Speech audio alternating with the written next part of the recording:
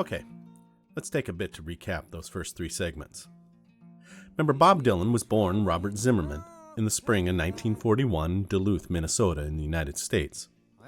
His father, Abraham Zimmerman, owned an electrical appliance store in the small northern Minnesota town of Hibbing. A stereotypical small town of the 1950s and 1960s, life in Hibbing revolved around a singular industry, in their case, the iron mine. It was a place where the majority of people fit into a specific box. For Dylan, though, that box didn't fit and it was constraining. He longed for more. While he was growing up in Hibbing, he had discovered the electric guitar and he had begun to play. He goes on to form a band and searches for a sound. He passes himself off sometimes as Bobby V, a regional success on the radio. Throughout school, he aspired to grandeur.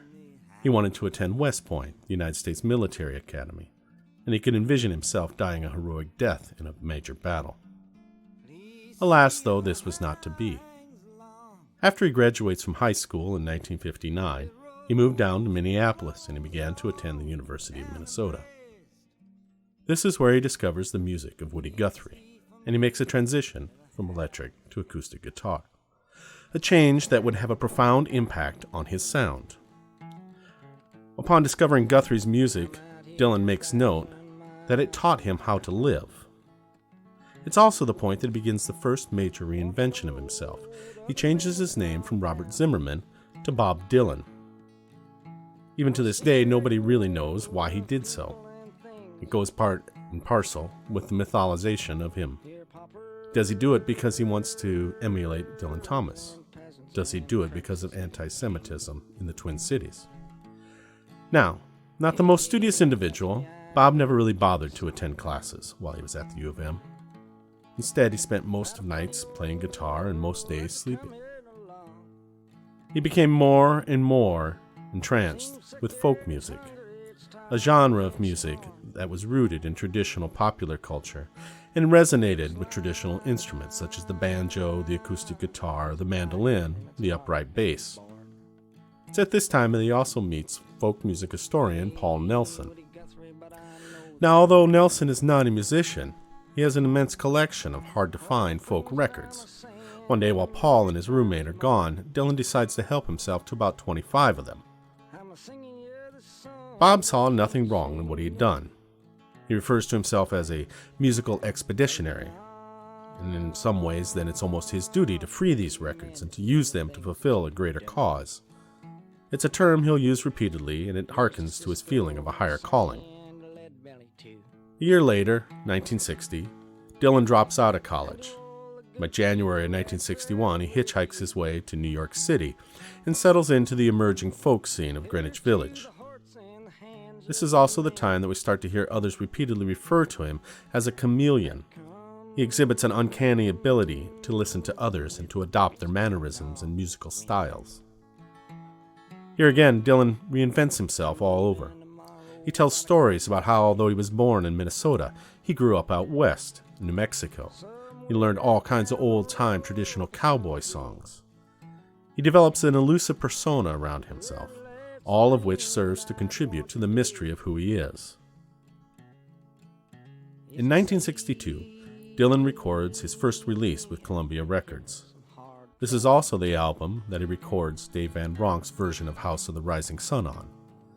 Now, Van Ronk had planned to record and release it himself, but in doing so and beating him to it, Dylan forever links himself to the chord arrangement and effectively appropriates it from Van Ronk, to the point that whenever Van Ronk plays it from then on, people accuse him of copying Dylan.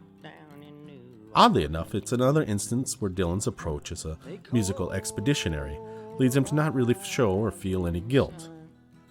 And amazingly, Van Ronk doesn't become overly upset. As Dylan becomes more and more immersed in the folk revival of the period, he becomes another in a long line. Pete Seeger makes the comment that the more he became acquainted with the old songs, the more he realized people were always changing them. Others point out that what they were creating were contemporary songs, not necessarily true folk, but they were built on traditional songs to address contemporary issues of the times. Out of all this, Dylan emerges as a virtuoso. Is he young? who owned the Folklore Center in Greenwich Village, which was a focal point of the folk revival scene at the time, makes an important comment about Dylan's emerging sound. He says, "They were extraordinary ideas in traditional form. It made it like it was written today, but it sounded as if it could have been written 200 years ago. It sounded current and old at the same time. He sang songs that affected us." Oddly enough, Dylan's first album hardly sold. It wasn't until the release of his second album, The Freewheelin' Bob Dylan, in 1963, that people at large really started to take notice. Now, this album would contain a number of works that would become some of his most impactful, including Blowin' in the Wind, which would go on to become an anthem for the civil rights movement, and to be covered by a wide range of musicians and groups. R&B and gospel singer Mavis Staples' remarks sum up much of what can be found on this album. She said, "What he was writing was inspirational songs, and they would inspire. It was the same as gospel. He was writing the truth. As Bob said, I wrote the songs to perform the songs." Throughout this, though, we have to keep Dylan's aspirations of grandeur always in the back of our mind, his vision of a higher calling, if you will. He was a terrific opportunist. He knew what he wanted and was astute enough to recognize people who could get him there. Bob had keyed into something that others hadn't quite tuned into fully. He was able to speak to so many through the words that he was writing. Music publisher Artie Mogul was one of the first to truly listen to the words that Dylan was singing, and he would go on to help spread Dylan's work. Now, McCarthyism and the Red Scare had put the folk revival on hold.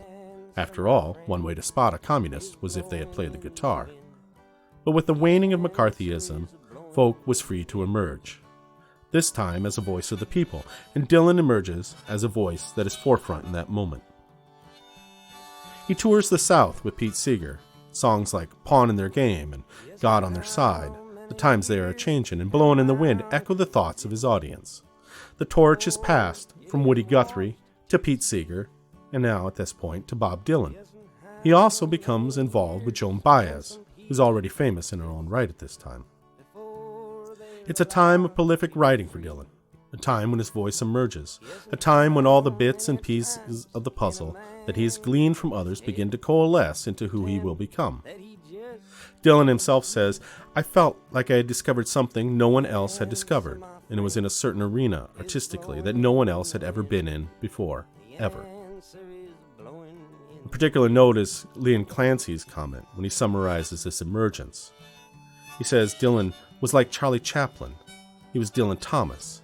He talked like Woody Guthrie. He was constantly moving. He was like the shapeshifter of Irish folklore.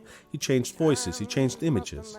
It wasn't necessary for him to be a definitive person. He was a receiver. He was possessed. He articulated what the rest of us wanted to say, but we couldn't say. Dylan's non-definitiveness is what comes to define him. He emerges from the cauldron of the collective American consciousness as its voice. Dylan himself says, "It had taken all the elements that I'd ever known to make wide sweeping statements which conveyed a feeling that was in a general sense of the spirit of the times. I felt I needed to press on and get as far into it as I could." And so at this point we're left as Dylan emerges now into his own right, defining himself by not being defined, voicing that which others wanted to but were unable to, pressing on as far into it as he can.